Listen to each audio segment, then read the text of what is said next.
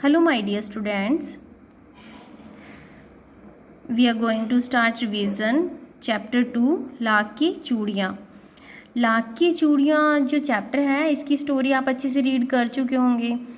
इसमें actually main जो theme है कि टाइम के साथ जैसे सब कुछ बदल जाता है ना, तो मेन इसके अंदर हमें वही चीज़ दिखाई दे रही है। जैसे मॉडर्निटी अगर आ चुकी है तो पुरानी चीज़ों को हम भूल चुके हैं।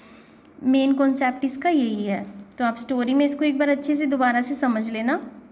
फर्स्ट ऑफ ऑल शब्द अर्थ हैं आपकी बुक में, इनको अच्छे से लर्न कर लेना। अभी हम क्वेश्चन आंसर रिवाइज करेंगे। बचपन में लेखक अपने मामा के गांव चाव से क्यों जाता था और बदलू को बदलू मामा न कहकर बदलू काका क्यों कहता था? आंसर है, लेखक के मामा के गांव में लाख की चूड़ियां बनाने वाला कारीगर बदलू रहता था। यहाँ पे हम बात कर रहे हैं कि जब बचपन में वो अपने मामा के गांव जाता था तो वहाँ की जो भी सिस्टम है उसके बारे में हम देख रहे हैं कि क्या वो करता था। जो बदलू है वो एक कारीगर था। वो लाख की ना बहुत सुंदर चूड़ियाँ बनाता था।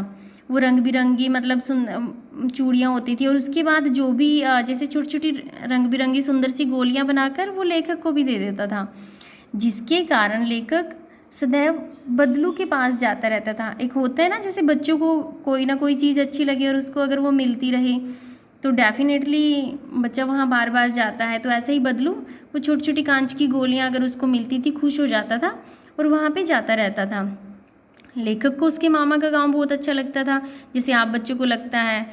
बदलू का जो पूरा गांव है वो बदलू को बदलू काका कहकर बुलाता था, पूरा गांव। तो इसलिए लेखक ने भी उसको काका ही कहना उचित समझा। हालांकि मामा के गांव में जा रहे थे तो मामा भी कह सकते थे, बट वो सभी अगर बदलू काका कहते थे तो वो भी उनको बदलू काका ही कहता था। बदलू जैसे उन्हें खाने के लिए आम देता था, मलाई देता था, तो इसलिए लेखक को वहाँ जाना बहुत अच्छा लगता था। नेक्स्ट क्वेश्चन, वस्तु विनिमय क्या है? वस्तु विनिमय की प्रचलित पद्धति क्या है? वस्तु क्या होता है? कोई भी चीज़, ठीक है।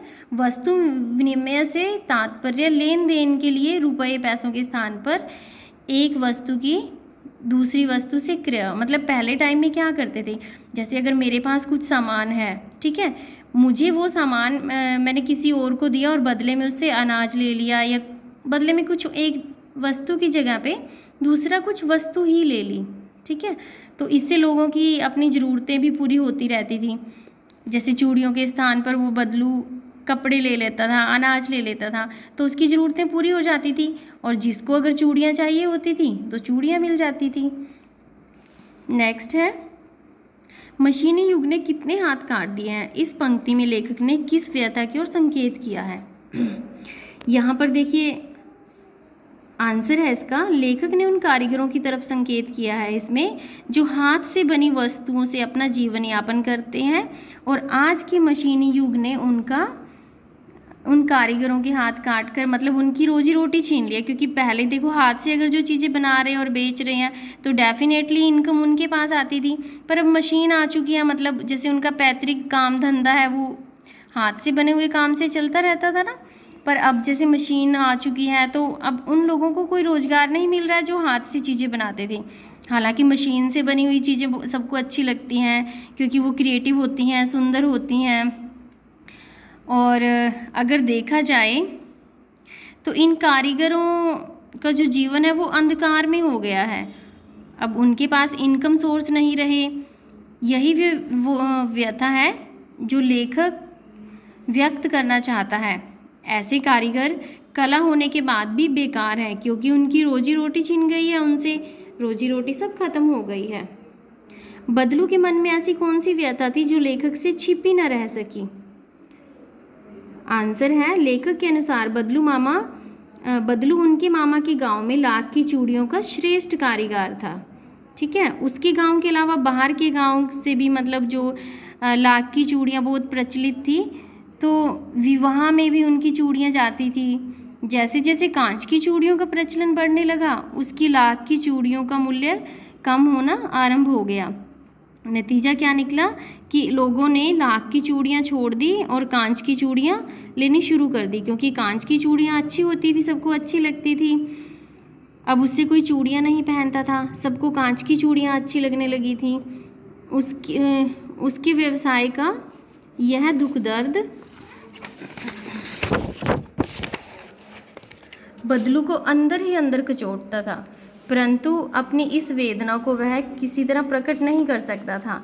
लेखक उसके हृदय की वेदना को भली भांति समझता था, क्योंकि लेखक ने बचपन में बहुत सारा जो वक्त है, अपना टाइम है, उनके साथ व्यतीत किया था। इस कारण उसके लिए बदलू की मन की दशा को समझना अत्यंत आसान था। नेक्स्ट क्वेश्चन, मशीनी युग से बदलू के जीवन में क्या बदलाव आया? मशीनी युग के कारण उसका सारा व्यवसाय चौपट हो गया। उसने इस लाख की चूड़ियों के अलावा कभी और कुछ सीखा ही नहीं था, जिसके कारण वह बेरोजगार हो गया। अब वह कमज़ोर व बीमार हो गया था। उसकी बेबसी लेखक को उसके चेहरे पर स्पष्ट दिखाई देने लगी थी, जिससे उसे एक बूढ़ा व बीमार व्यक्ति बना दिया था।